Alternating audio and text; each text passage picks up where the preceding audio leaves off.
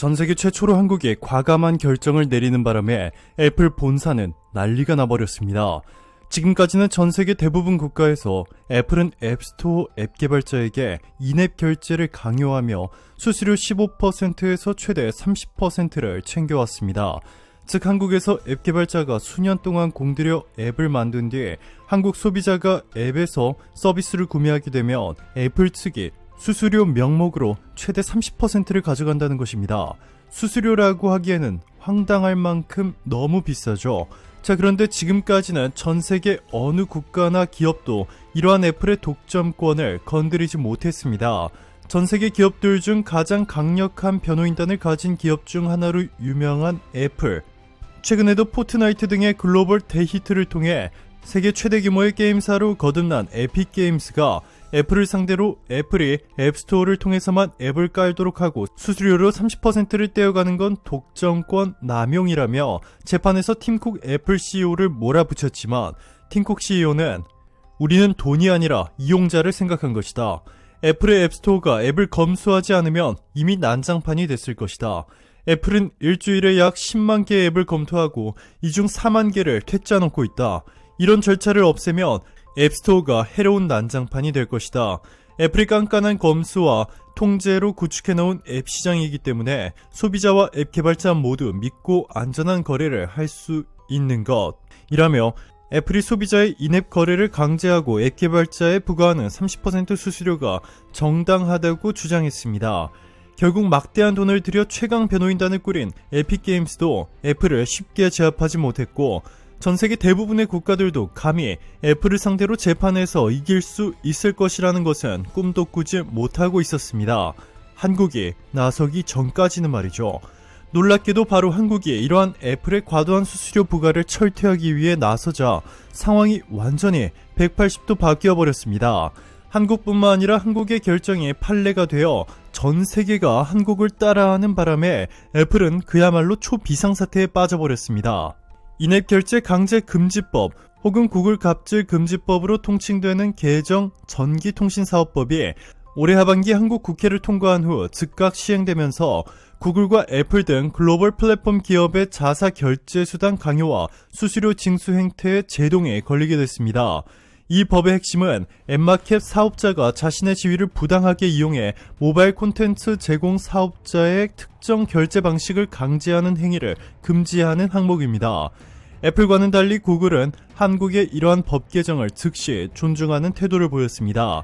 특히 이 법은 거대 플랫폼의 수수료 갑질에 제동을 건 세계 첫 사례로 앱마켓의 결제 방식을 둘러싼 논란이 세계적으로 커지는 가운데 큰 주목을 받았습니다. 전 세계 어느 국가도 눈치만 보느라 실행에 옮기지 못한 일을 한국이 가장 먼저 시작했기 때문인데요. 세계에서 가장 영향력이 막강한 매체 월스트리트 저널은 한국의 이번 입법이 구글과 애플의 지배력에 손상을 줄 수 있는 세계 첫 법률이라면서 글로벌 플랫폼 업체들이 올려온 수수료 수익에 위협을 가할 것이라고 평가했습니다. 한국에서 새로운 인앱 결제 강제 금지법이 시행되자 구글은 즉각 한국의 이러한 결정을 존중하는 태도를 보였습니다. 구글은 개정 전기통신사업법 준수를 위해 외부 결제를 허용하고 이용자와 개발자 모두에게 선택권을 제공하겠다는 법 이행 계획을 11월 26일 공개했습니다. 12월 18일부터 적용되는 이 계획에서 구글은 외부 결제에 대한 수수료도 자사 수수료보다 4%포인트 낮게 책정하기로 했습니다. 한국 법원, 국회의 판단, 그리고 한국인 소비자가 더 저렴한 가격에 앱내 서비스를 이용할 수 있도록 존중하는 태도를 보인 것이죠. 그러나 구글과 함께 이번 법 적용 대상이 된 애플은 아직 이행 계획을 제출하지 않는 등 뚜렷한 입장 변화가 없는 것으로 알려져 충격을 주고 있습니다. 애플 측은 애플이 개발자를 위해 앱스토어에 막대한 투자를 하고 있기 때문에 수수료를 깎아주거나 다른 결제 시스템을 사용하도록 허용할 수 없다고 말하고 있습니다.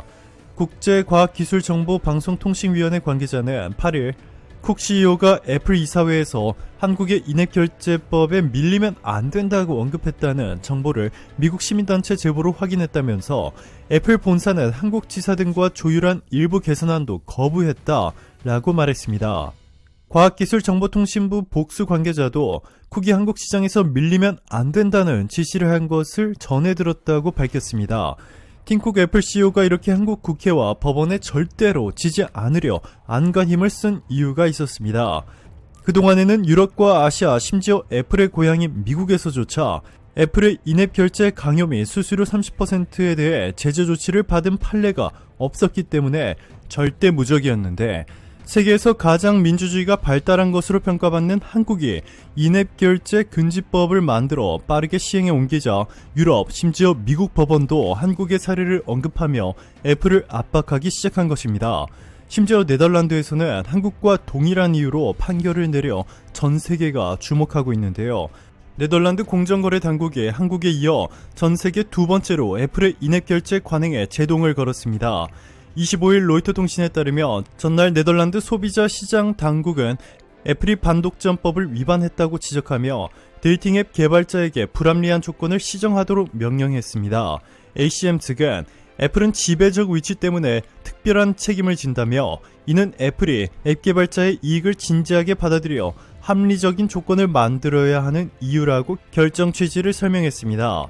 이번 명령에 따라 애플은 데이팅 앱 개발자의 다른 결제 시스템을 허용해야 하며, 이를 준수하지 않으면 과징금을 최대 5천만 유로, 한국 돈으로 673억 원을 내야 합니다.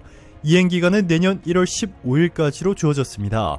네덜란드 소비자 시장 당국 ACM은 2019년 애플이 지배적인 시장 지위를 남용하는지 조사에 착수했는데, 이후 그 범위를 데이팅 앱으로 좁혀 조사를 이어나갔습니다. 이날 네덜란드의 결정에 애플은 크게 반발했습니다. 애플은 성명을 통해 ACM 결정에 동의하지 않으며 이의제기 제출했다 라고 밝혔습니다. 또 애플은 네덜란드 내 소프트웨어 유통시장에서 지배적인 위치를 점하지 않는다며, 데이팅 앱 개발자들이 소비자에게 다가가고 앱스토어에서 번창할 수 있도록 막대한 자원을 투자했다고 강조했습니다. 개정법에 따라 한국에서는 구글이 이달 18일부터 제3자 결제 시스템을 허용했지만 뚜렷한 입장을 내놓지 않았던 애플. 한국이 세계 최초로 시작해 네덜란드에 이어 이제는 애플의 고향 미국에서조차 애플의 한국의 사례를 들며 강하게 압박하고 있는 상황 속에서 애플이 더 이상 버티기만 할 수는 없게 됐습니다.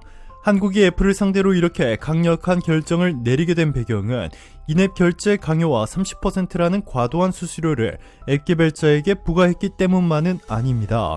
이전에도 애플은 한국의 현대차 그룹과 애플카 생산을 협의했다가 현대차가 이 사실을 간접적인 방식으로 한국 언론에 알렸다는 이유 하나만으로 협상을 중단시키는 등 한국인의 자존심에 큰 상처를 입혔습니다.